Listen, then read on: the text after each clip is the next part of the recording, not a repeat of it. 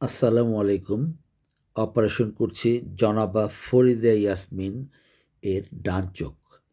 এই অপারেশনটি আমি করছি বাংলাদেশ আই হসপিটাল উত্তরা শাখায়। জনাবা ফরিদা ইয়াসমিনকে অপারেশনের জন্য আমি চোখে কোনো ইনজেকশন দিচ্ছি না। শুধুমাত্র একটা ড্রপ দিয়ে চোখটা সাময়িকভাবে অবশ করে অপারেশন করছি এবং উনিও খুব সহযোগিতা করছেন। উনি চোখ একটুও নাড়াচ্ছেন না। যাই হোক, অপারেশন করার জন্য সুন্দরভাবে একটা সাইড পোর্ট করেছি। যেহেতু খুব ভালো ফান্ডাল গ্লো দেখা যাচ্ছে, কাজে আমার কোনো স্টেইনিং এজেন্ট দেওয়ার দরকার পড়ছে না, অর্থাৎ ট্রাইপেন ব্লু দেওয়ার দরকার পড়ছে না। সরাসরি জেল দিয়ে অ্যান্টিরিয়র চেম্বারটাকে ইনফ্লেট করে আমি মেইন পোর্ট করছি।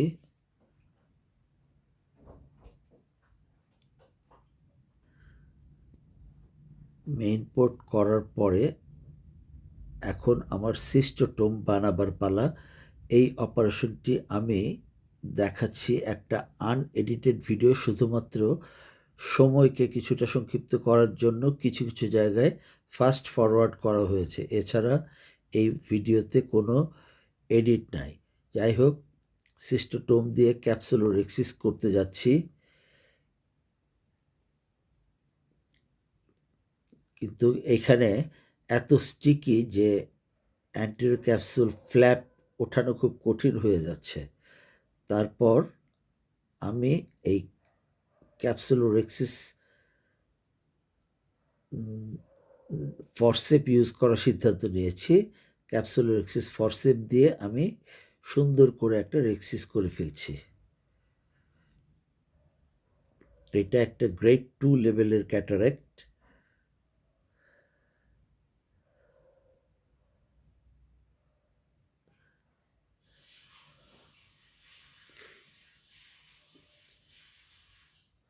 সুন্দর করে ধীর স্থিরভাবে আমি একটা ক্যাপসুলোরেক্সিস করছি।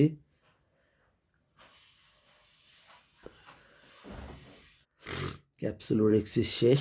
এবারে জেল দিয়ে একটু এসিটা ফর্ম করে নিয়ে হাইড্রো ডিসেকশন করার পালা, অর্থাৎ ক্যাপসুল থেকে নিউক্লিয়াসটাকে আলাদা করে দিচ্ছি। হাইড্রো ডিসেকশন হয়ে গেছে। এবার লেন্সটাকে একটু রোটেট করে দিচ্ছি। নিউক্লিয়াস যত সুন্দর রোটেট হবে অপারেশন তত ভালো হওয়ার সম্ভাবনা। এখন শুরু হচ্ছে আমার ফ্যাকোর পালা। ফ্যাকো শুরু করেছি। প্রথমেই একটু কর্টিক্যাল ম্যাটার, লুজ কর্টিক্যাল ম্যাটারগুলিকে এমালসিফাই করে নিয়েছি। এখন ট্রেঞ্চিং করে 2 ভাগ করলাম। নিউক্লিয়াসটা যেহেতু গ্রেড 2 লেভেলের একটা ক্যাটারাক্ট, খুবই সফট নিউক্লিয়াস, কাজেই খুব সাবধানে এটাকে তুলে এনে তারপর ইমালসিফাই করছি। একটা হেমি নিউক্লিয়াসকে ইমালসিফাই করছি, কিছুটা ফাস্ট ফরওয়ার্ড করে দিলাম। আবার দ্বিতীয় হেমি নিউক্লিয়াসকেও ইমালসিফাই করছি। সুন্দর করে নিউক্লিয়াসকে ইমালসিফাই করে বের করে নিয়ে এসেছি।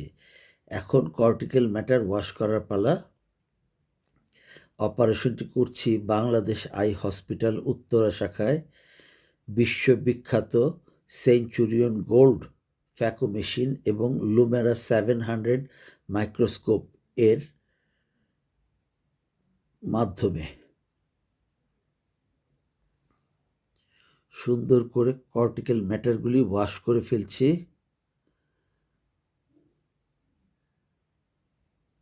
খুব সাবধানতা অবলম্বন করতে হয় এই ক্ষেত্রে, কারণ কিছুটা 19-20 হয়ে গেলেই দেখা যাবে পোস্টেরিয়র ক্যাপসুল ইনজুরি হয়ে যাবে। আমাদের সবসময় চেষ্টা করতে হবে কোনোভাবেই যেন পোস্টেরিয়র ক্যাপসুল ইনজুরি না হয়। দেখা যাচ্ছে খুব সুন্দরভাবে ক্যাটারাক্টাস লেন্স এক্সট্রাকশন হয়ে গেছে। এখন লেন্স দেবার পালা। রোগীর চাওয়া উনি যেন দূরেরটা এবং মাঝামাঝি জিনিসগুলি ভালো দেখে, কাজেই আমি এখানে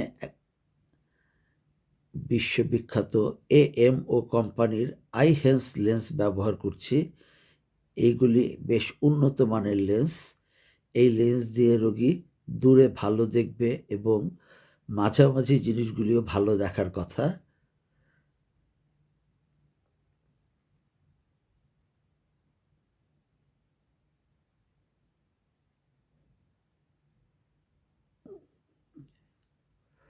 কার্ট্রিজের মধ্যে আমি লেন্স লোড করলাম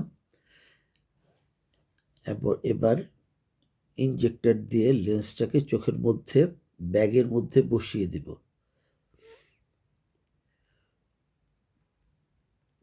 মাইক্রোস্কোপের রেট্রো ইলুমিনেশন এর মাধ্যমে আমি দেখছি যে যারা ফ্যাকো সম্বন্ধে অভিজ্ঞতা আছে তারা বুঝতে পারবেন যে রেট্রো ইলুমিনেশনে কাজ করা কত মজার ব্যাপার। সেই রেট্রো ইলুমিনেশন দিয়ে কাজ করছি,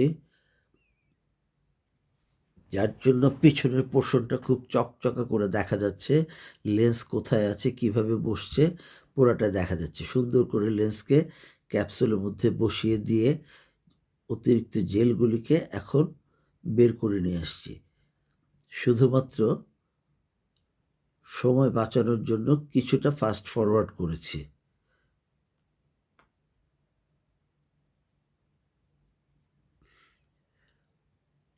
এখন যে পোর্টগুলি করেছিলাম, ফোঁটাগুলি করেছিলাম, সেটাকে হাইড্রো সিলিং করছি, অর্থাৎ পানি দিয়ে সিল করে দিচ্ছি যেন ভিতরের পানিগুলি আর বের না হয় বা বাইরের থেকে কিছু যেন ভিতরে না যায়। রোগী অত্যন্ত কোঅপারেটিভ ছিল, উনি চোখ এতটুকুও নাড়ান নাই। মনে হচ্ছিল আমি তাকে ইঞ্জেকশন দিয়ে চোখটাকে অবশ করে ফেলেছি, কিন্তু না, তার চোখ অবশ করা হয়নি। সে খুব ভালো ছিল এবং এখন দেখা যাচ্ছে এসি দিয়ে সিল হয়ে গেছে, অর্থাৎ অপারেশন শেষ।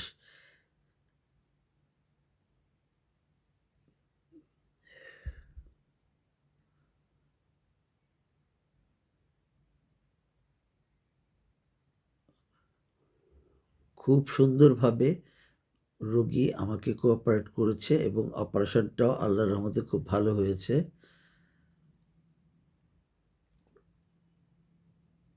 ভালো করে দেখে নিচ্ছি এসিটা সিল হয়েছে কিনা। এই যে রোগী চোখ নাড়াচ্ছে, অর্থাৎ তাকে যে আমি ইঞ্জেকশন দিয়ে অবশ করি নাই, এটাই তার একটা প্রমাণ। ধন্যবাদ এই মনোযোগ দিয়ে অপারেশনটা দেখার জন্য।